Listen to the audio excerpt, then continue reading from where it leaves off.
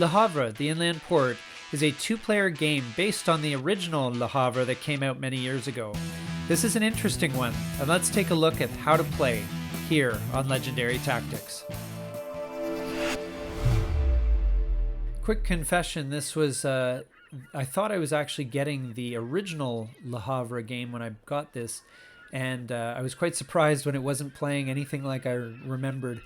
This is Le Havre The Inland Port. It's a two-player game based loosely on the original Le Havre, but it really is its own game, and it's been a pleasant surprise. I'm going to teach you how to play today, and you're going to see a lot of the same icons. You're going to see a lot of the similar kind of themes to it, but it really is its own game, and it's a much different kind of animal. So we're going to first of all learn how to build buildings. It's always an important part of Le Havre in any form that it takes. And in this case, if you look at the number under the roof, that's the cost that this building has. The clay mound costs 3 francs. So we're going to just drag and drop over to the build here, and we're going to pay the cost. And then it goes into the far left column of this setup here. And now we're out of money. But that's and we want to buy the grocery store, but as you can see, the cost is 2 wood in this case. Those are resources at the top. So we happen to have 2 wood in store, and this screen looks kind of complicated. It's kind of interesting. At first, I thought these arrows here were more just as a helpful user interface, but it's actually a fundamental part of the game. The arrows move either, in other words, you pay for your buildings and such and whenever you spend resources, you can only pay in increments of 1, 3, and 4. And so you can see that, the 4, let's say if we're going from 8 to 4, it's a down diagonal, and 3 is straight down. So I thought it was just a helpful thing, but, okay, it's 2 wood, so I'll click on that. But you'll see it's going to actually be part of your resource management. I'm going to show you how that works. And we can just end the day here. And you can see the red 1 there. That's the ownership. So I own both these buildings. And then the value of the buildings is the number of francs here on the left.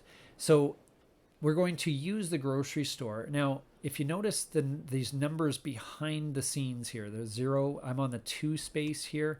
And there's 3, 4, 4, and 4 plus. So those are going to be the value, the multiples that you apply to the benefit that's given. Now, in this case, the benefit is 1 franc plus. In this case, these are just going to be 1 resource of each of these. So it's grain and fish. But if you look here, when I use the building, I actually get 2 francs. If I'd waited until the building got to 4 or whatever, then I get 4 francs. So the longer you let it sit, the more value you get out of it. Now, at any point, you can also sell your buildings, where at the end of your turn, you just drag and drop it down. You get half the value of it in franc. So you can sell as many of your buildings as you like. But it has this kind of funny thing where you buy a building and it kind of ages and it gets more and more valuable to you as it goes. So anyway, we're going to build the business office. Now you can see it's a fairly steep cost of 7 wood and 5 clay, but it's worth 30 francs, so let's go for it. And you can see the numbers here and how this works. So we're going to spend the clay first, and we need to spend 5, but if you look here, our clay icon is on the 6 spot, which is right up against the wall here of the left-hand wall of this setup. So we can only pay by 1s, 3s, and 4s. So you can see I'm going to be forced to pay extra clay here because I can't get the icon. I can't use the 1 or the 4 to pay for this thing. So I got to pay 3 twice. And so that's going to be a problem. I had to overpay. Now the 7 wood is fine.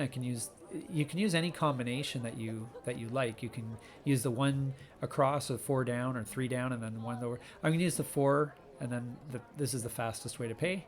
But you can see there's no problem there because of where the wood was situated on that grid. So in some cases you'll be forced to pay more for than you want to for a building. And so it's just part of the resource management that you want to make sure that your resources kind of, I like to have them in kind of the middle of that grid there because they give the most flexibility. But anyway, we're going to use a building now to get some wood. Okay, so we're going to use the wood company. Now, if you look, these are a few icons. The iconography is not bad at all in this game. The wood company, you can see, has this brown arrow, so that means it's going to produce wood, and you get one space to the right for whatever space you're on in this 0 to 4 plus kind of setup. So if I use the wood company here, I'm going to get 4 wood moving across. That's pretty valuable. That's great. Okay, and so then once it's used, it goes to the far left column, the 0 column, and then it begins to quote unquote age again. I don't know how to describe it. It just moves to the right, and that happens at the end of every day. And so as we end the day here, you can see now if a building kind of goes off the end as it did, it has to be sold. And so you want to make sure that if you're going to buy a building that you use it.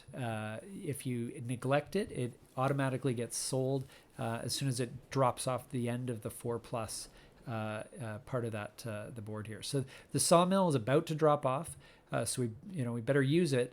Or well, it's actually our opponent's building, so I guess it it's up to them. But if we want to get the benefit, then we should use it. And you can see it's owned by our opponent, the blue second player here. And so in order to use it, we have to pay 1 franc, kind of similar to Le Havre, the original. And in this case, we don't have a franc, so how are we going to do it? Well, this 4 plus column, the plus is a bonus franc. So we can use the sawmill with that bonus franc. You can see how, so we get the franc, we pay it right away, and then we use that to move 4 spaces up and to the left. And so that's a lot of resources. That's great. So that's the basics of the buildings. You want to kind of manage your resources. You can't move it out of the warehouse boundaries and all that. So as I say, I like to kind of float my resources in the middle a little bit, so it gives me flexibility. But I'm still newer at this game, so I don't want to necessarily say that's a great strategy. Just allow the rest of the icons. You can see the white arrow. We're going to use the marketplace here, and so we can. It's on the 3 space, so we can get 3 resources, and we can choose whichever ones we want. So let's take 1 clay, 1 grain, and 1 wood, and that's great. So very flexible. You're going to want to use those white arrows whenever you can. Some buildings use resources when you play them. So you can see here it's the arrow here, the black arrow. So this says for every food you spend, you may remember that icon from the original game, Le Havre. For every food you use, you get 2 francs. So if it's in the 4 space, you can use it up to 4 times. Okay, so we're going to use this here. And we can pick how many times we're going to use it. We're going to use it 3 times, okay? Now, food in this case is either fish or grain, so we can pay for it in any way we like. I'm going to use it 3 times, so I'm just going to go here, and I get 6 francs in return. So, and then it goes back to the 0 space. And so the farmland here is a great example of a bonus effect. So you get grain as usual, but the effect after the plus only happens once. So we're going to use the farmland. So we get the bonus franc for playing in that place. We get the 3 extra resources, or whatever, but we couldn't move we couldn't get the 4th resource because the grain was up against the wall there. So. Now the anchor buildings give you 10 bonus points if you also own the dock. So the dock's going to be pretty important for you to own, or could be part of your scoring strategy. And so any building that has an anchor on its card here, like the dock has, that's worth 10 extra points. The guild hall is multicolored arrow, so you can use it. We're in the 3 space. We can gain 3 resources, but it can only be each one once. So you can't take like 3 fish. It has to be, in this case, 1 clay, 1 wood, and 1 fish. We can't use the grain here because again, it's butting up against the edge of the warehouse. So And other than that, there's a few other quick bits of iconography here. But basically, that's how every building works. If you're playing the digital version, just click on the building. It'll give you a full explanation as to how it works, which is great. The lock symbol there has no meaning. It basically says there's no bonus resource effect. It's usually worth a lot of money, but there's no bonus resource effect to it. And other than that, that's essentially how to play Le Havre The Inland Port. So I don't know, not too bad in 10 minutes. The tutorial continues. You play against a real opponent. I'm not going to do that at this stage. Other than that, there's just a couple other things if you're using the digital version that I'll just highlight. But otherwise, I mean, if you've got the analog version of the game, you're able to play it now. So a few things. If you click on the avatar, you have the option of adding that person as your friend. So if you're playing against a human opponent and you're having a good time, you can click that and then play them again later. The top bar has some online features and the time you have left for your turn. You've got incoming messages as well, and all sorts of stuff that way. Last thing is just that underneath the icon is a summary of a player's wealth. So you can see the first one is the number of francs that you have. The value of the buildings is next. How many points are coming from anchors is after that. Any resource bonus is from there. And then the grand total is at the bottom. So you can kind of keep track of the score and make sure that you're keeping on top of things. So basically that is the game.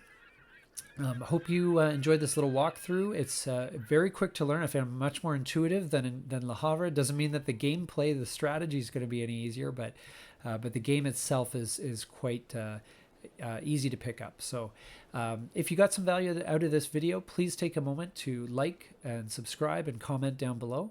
And thank you so much for watching. We'll see you here next time on Legendary Tactics.